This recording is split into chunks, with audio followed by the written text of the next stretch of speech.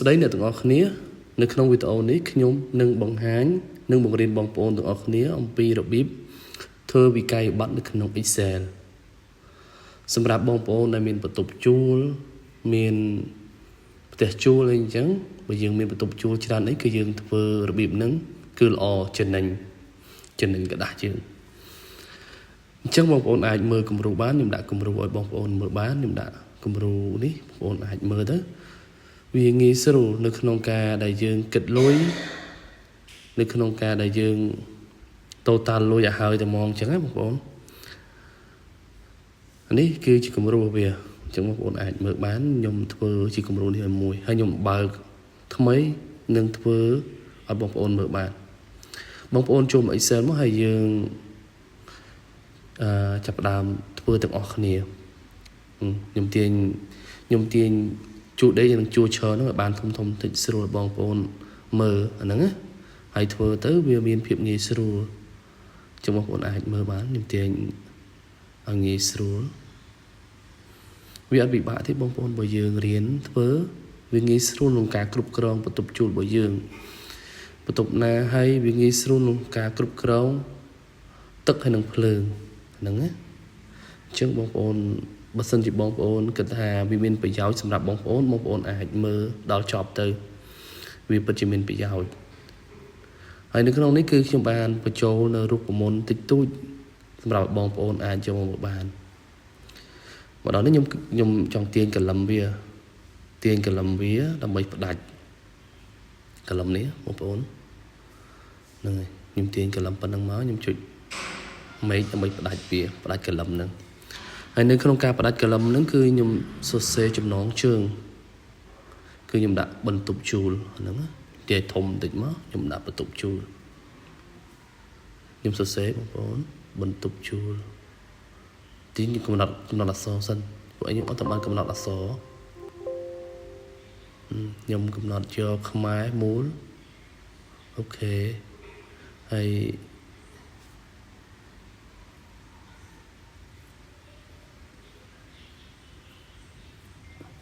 ខ្ញុំអាចវាយបានបន្ទប់ជួលដកឃ្លីដាក់ room recall អូខេបងប្អូនត្រូវហើយបន្ទាប់មកនៅខាងក្រោមនេះខ្ញុំបានខាងលើរួចរាល់ហើយអាហ្នឹងនៅក្រោមហ្នឹងក៏ខ្ញុំចង់ផ្ដាច់មួយទៀតដែរខ្ញុំផ្ដាច់ដាក់ដូចខាងលើអញ្ចឹងខ្ញុំផ្ដាច់ដូចខាងលើដូចគ្នាខាងក្រោមហ្នឹងហើយខ្ញុំទាញអូខេបងប្អូនវាជាប់ខ្ញុំកំណត់ font សិនកំណត់ font ដាក់ខ្មែរបាត់ដំបងហើយយក11ខ្ញុំសរសេរវិក័យប័ត្រអូខេខ្ញុំសេវិក័យប័ត្រហើយតើនេះខ្ញុំដាក់ invoice ខ្ញុំដូរ font សិន invoice in ដាក់សធំ in voice មកក្រោមទៀតអញ្ចឹងបងប្អូនអាចមើលបាន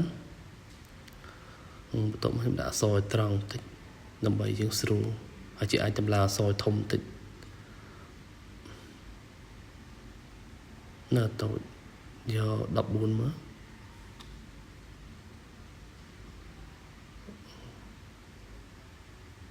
អូខេ11អញ្ចឹងបងប្អូនអាចមើលបាននេះតែធំបន្តិចមកមើលរោបងប្អូនមើលជួរដេកជួរឈរកាលនេះប្រហែលជាខ្ញុំត្រូវដាក់ឈ្មោះអតិថិជន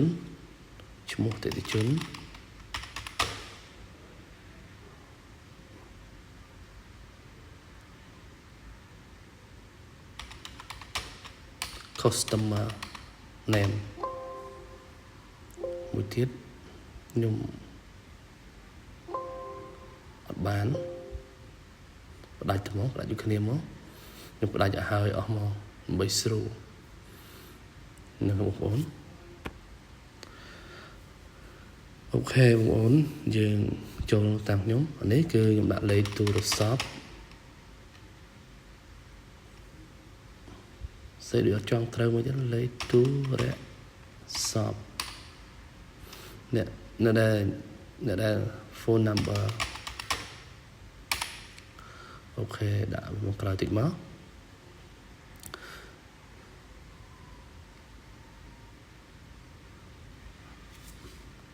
នៅក្រោមនេះគឺខ្ញុំដាក់លេខបន្ទប់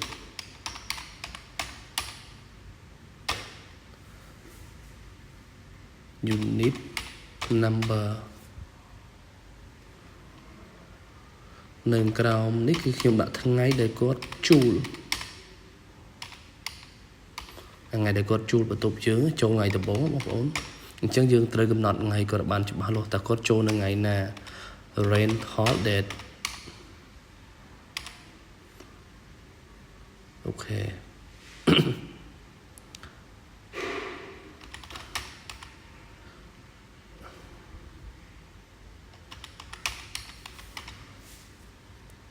ហើយក្រោមនេះគឺខ្ញុំដាក់ថ្ងៃដូចគ្នាថ្ងៃធ្វើវិក័យប័ត្រអូខេបងប្អូន invoice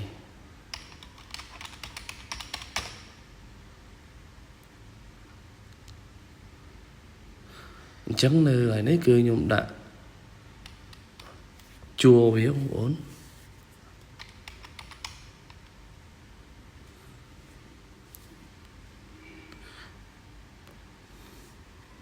អញ្ចឹង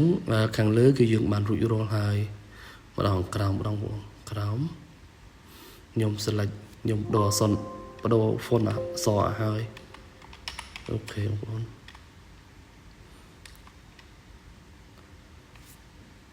អញ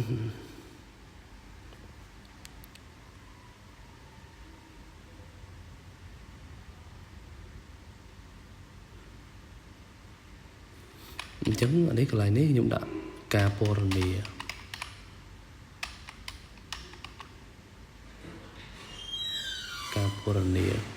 អញ្ចឹងអាការពណ៌នានេះគឺយើងចង់ដាក់ពីស្អីក៏បានដែរយើងចង់និយាយពីអីក៏បានដែរការពណ៌នានេះ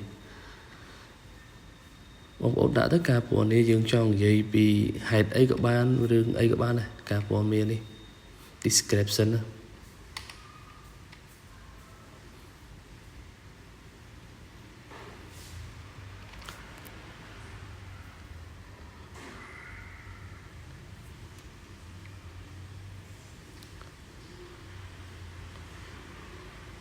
អានេះខ្ញុំដាក់ខែមុនដាក់ប្រេ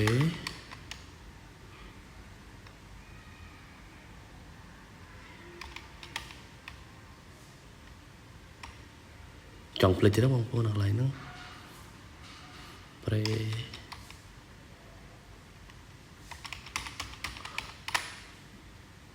មកម៉ាន់អូខេបងប្អូនបើមិនច្បាស់អីជួយប្រាប់ផងបងប្អូន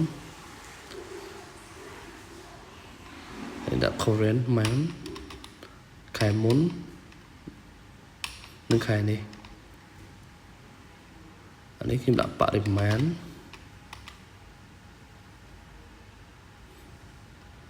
the quality កន្លែងនេះគឺខ្ញុំដាក់តម្លៃជាឯកតា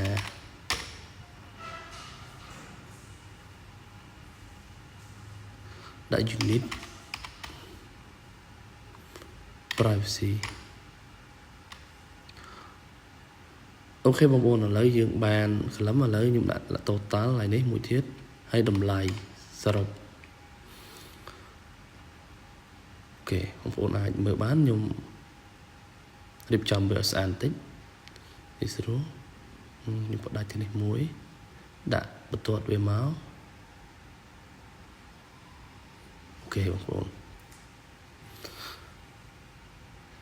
អញ្ចឹងយើងបាន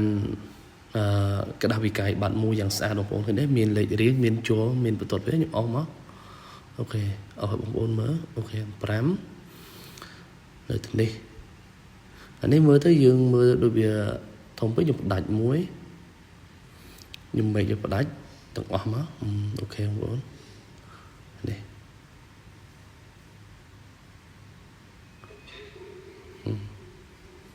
nhập đạch về đôi chân tận ỏm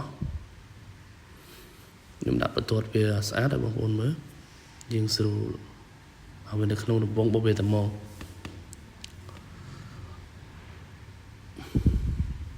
ok đã smart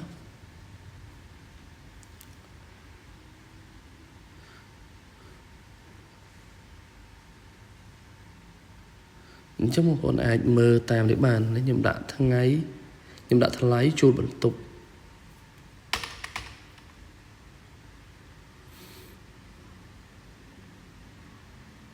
nhưng một nọt là hái cầm nọt trong sọ có tới thằng này đi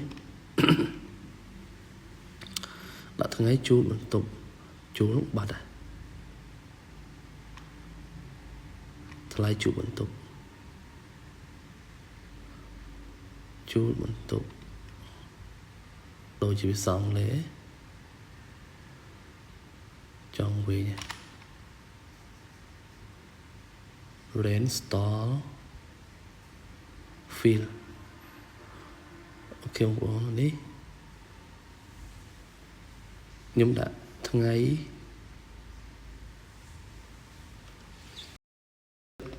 nơi không bận tục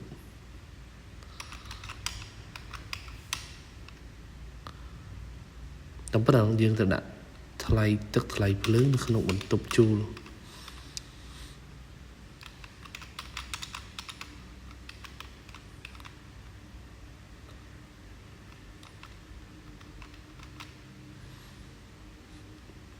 đó thì bí thì bấy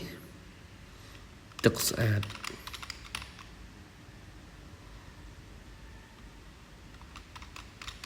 nó không một tục là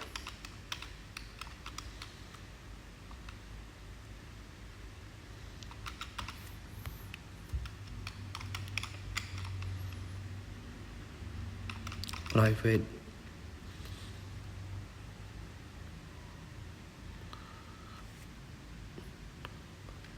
đó thì 4 lấy xe quá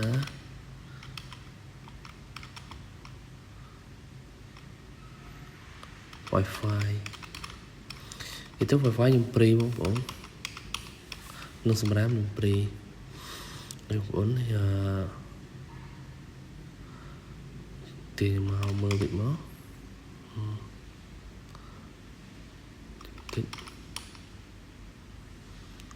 អាងក្រៅនេះបងប្អូនអាចយក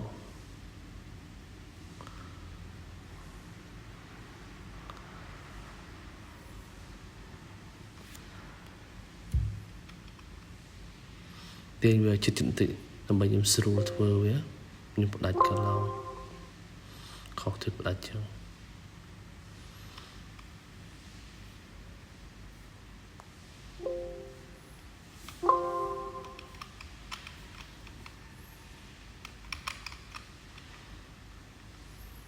អូខេចេះខ្ញុំ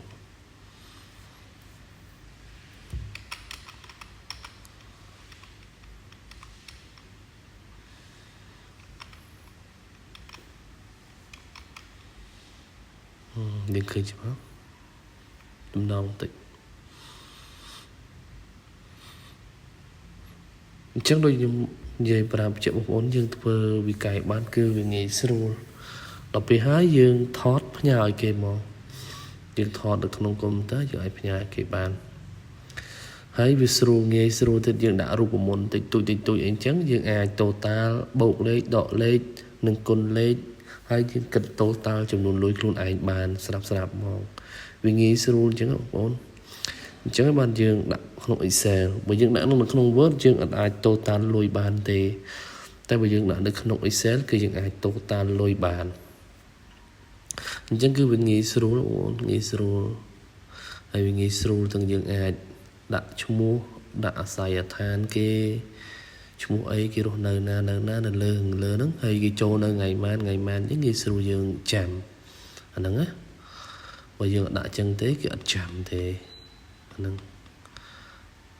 ហើយខ្ញុំធ្វើបងប្អូនមើលនេះខ្ញុំធ្វើបងប្អូនខ្ញុំផ្ដាច់កន្លំហ្នឹងមួយខ្ញុំទាញមកគឺស្អាតមកចឹងបងប្អូនអាចរៀនតាមអាចយកជាគំរូបាននៅក្នុងមេរៀនមួយហ្នឹងខ្ញុំអត់បានលម្អិតទេបងប្អូនព្រោះអីខ្ញុំក៏ពិបាកដែរខ្ញុំជឿកហ្នឹងខ្ញុំធ្វើអាហ្នឹងគឺធ្វើតាមបងប្អូនអាចយល់បានក៏យល់ទៅហើយបងប្អូនអាចមើលគំរូនៅក្នុងនឹងបានអាហ្នឹងណាហើយខ្ញុំនឹងចងរូបមន្តខ្លីៗងាយស្រួលឲ្យបងប្អូនមើលនៅក្នុងហ្នឹងព្រោះយើងមានរូបមន្តស្រាប់អញ្ចឹងយើងគ្រាន់តែវាយលេខទឹកលេខភ្លើងចូលទៅវាគិតលុយគិតអីឲ្យយើងអស់តែហ្មងហ្នឹងណានេះកន្លែងនេះខ្ញុំដាក់ហើយឧទាហរណ៍10គីឡូអញ្ចឹងខ្ញុំសេអាហ្នឹងភ្លើងខ្ញុំដាក់ហើយអូខេបងប្អូនទេខ្ញុំសេហើយអស់អញ្ចឹងមកងាយស្រួលបញ្ចូលលេខបញ្ចូលអីអញ្ចឹងទៅមានគីឡូចាស់គីឡូថ្មីខែចាស់ខែថ្មីហ្នឹងណាងាយស្រួលទេបងប្អូនអាចមើលបានហើយអាចយកទៅសិក្សាបានអាហ្នឹងណាដូច quality អញ្ចឹងអាខាងលើ100ហ្នឹងខ្ញុំដាក់មួយខែ100បន្ទប់ខ្ញុំឧទាហរណ៍ណាបងប្អូនហ្នឹងមួយខែ100អាហ្នឹងណាដាក់1 month ដាក់តម្លៃឯកតាហ្នឹងយើងអាចដាក់មួយខែ100បានជាងដាក់បើបន្ទប់យើងមួយខែ50យើងដាក់50ទៅបន្ទប់យើងមួយខែម៉ានយើងដាក់ប៉ុណ្្នឹងទៅហើយនេះខ្ញុំលេង color ទៀតបងប្អូនអាចមើលបានខ្ញុំលេង color ឲ្យវាស្អាតបន្តិចទៅសម្រាប់បងប្អូនទាំងអស់ហ្នឹងក៏យើងអាចដាក់ពណ៌លេងពណ៌អីមួយដែលយើងចង់លេងទៅអាហ្នឹង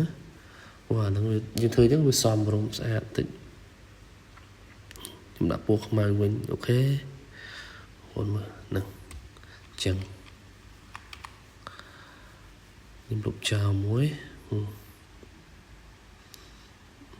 បងឃើញទេស្អាតចឹងបងឯងមើលយើងយកជាគំរូអីបាន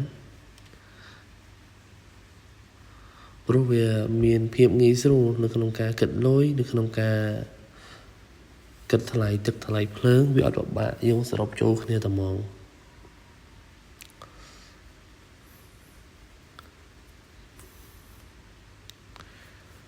អូខេអូននេះខ្ញុំដាក់សរុបអាហ្នឹងយើងដាក់ total ហ្មងសាប់ total ហ្មង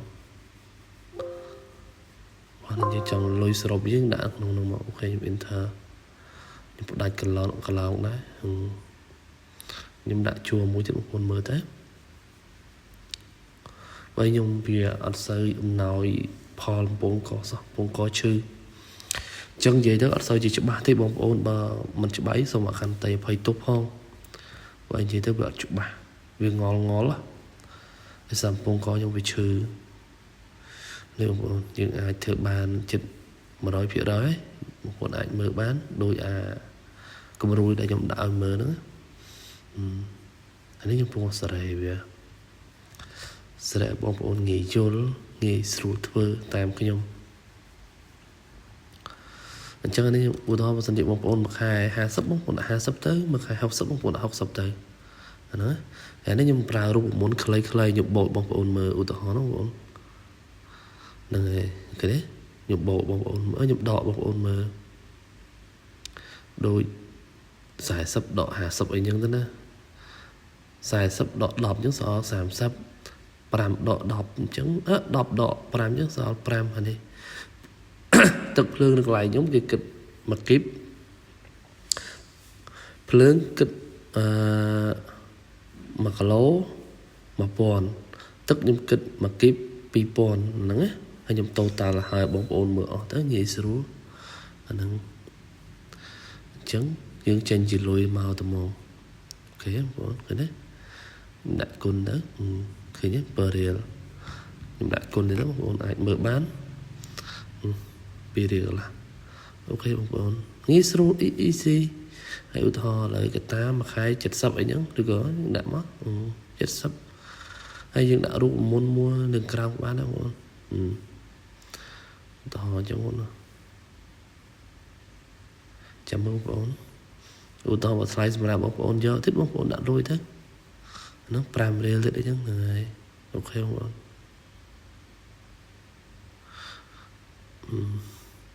យើងសរុបមក